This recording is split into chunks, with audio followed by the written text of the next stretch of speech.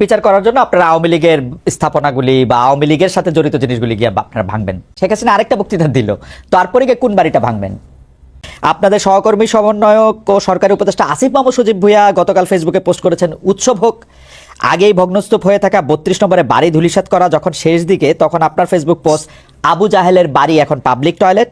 আপনার আগে আবার উপদেষ্টা মাহফুজ আলম ফেসবুক পোস্টে ভাঙার চেয়ে গড়ার দিকে মনোযোগ দেওয়ার আহ্বান জানিয়েছেন। গতকালকের 32 নম্বরে বুলডোজার অভিযানের ঘটনায় বৈষম্যবিরোধী ছাত্র আন্দোলন ও জাতীয় নাগরিক কমিটির অফিসিয়াল অবস্থান কি ছিল? আপনাদের সমন্বয়কদের সবার অবস্থান আমার কাছে একরকম মনে হয় না, নাকি আমার এটা বোঝার ভুল?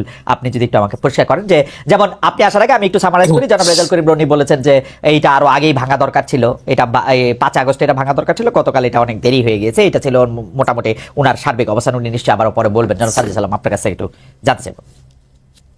প্রথমেই ভাই দুঃখিত, আসলে আমার অনাকাঙ্ক্ষিত ভাবে এখানে যুক্ত হতে একটু লেট হওয়ার কারণে। আর দ্বিতীয়ত আপনাকে অসংখ্য ধন্যবাদ আমাকে শুভকামনা জানানোর জন্য। আমাদের জন্য আসলে দোয়া করবেন আপনারা। আমি যদি বলি আমাদের জায়গা থেকে, যে এক্ষেত্রে বৈষম্য বিরোধী ছাত্র আন্দোলন কিংবা জাতীয় নাগরিক কমিটি তাদের জায়গা থেকে যে স্পেসিফিক এই বিষয়ে একটা কোনো অফিসিয়াল স্টেটমেন্ট ছিল বা কোনো একটা অবস্থান ছিল, ব্যাপারটি এরকম ছিল না। ব্যাপারটি ছিল এই যে তীব্র একটা ক্ষোভ। ভাই যে কথাটি বলেছেন সেই জায়গায় আমি সম্পূর্ণ একমত। বিচার করার জন্য আপনারা আওয়ামী লীগের স্থাপনাগুলি বা আওয়ামী লীগের সাথে জড়িত জিনিসগুলি গিয়ে আপনারা ভাঙবেন।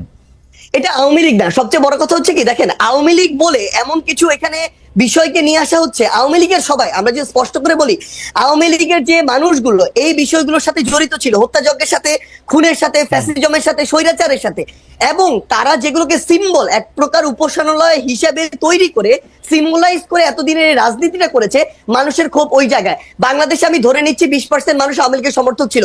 কই বাকি বাড়িগুলোতে তো গিয়ে হামলা করা হয়নি, ওই সমর্থকদের বাড়িতে গিয়ে কিন্তু হামলা করা হয়নি। কিন্তু এই ধানমন্ডি 32, ওই গণভবন কিংবা এই যে বিভিন্ন ভবনগুলোকে কেন্দ্র করে পুরো একটা উপাসনালয় হিসেবে প্রেজেন্ট করে এই যে রাজনীতি করা হয়েছে, মানুষের ক্ষোভটা ওই জায়গায়। ওকে সাজিদ সালাম, ধরেন শেখ হাসিনার উপরে তো আপনার কন্ট্রোল নাই, আমারও কন্ট্রোল নাই। শেখ হাসিনা আরেকটা বক্তৃতা দিল, তারপরে গিয়ে কোন বাড়িটা ভাঙবেন?